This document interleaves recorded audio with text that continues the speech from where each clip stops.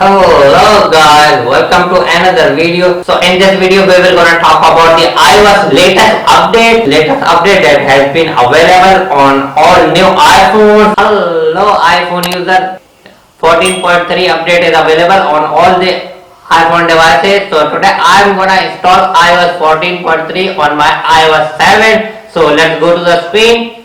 So let's check it out.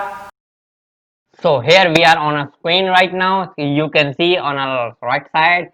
So this is my iOS 14.2 that you can see already 14.2 is updated. Now I'm gonna update it to 14.3. We just need to click download and install. It will install. So here it is.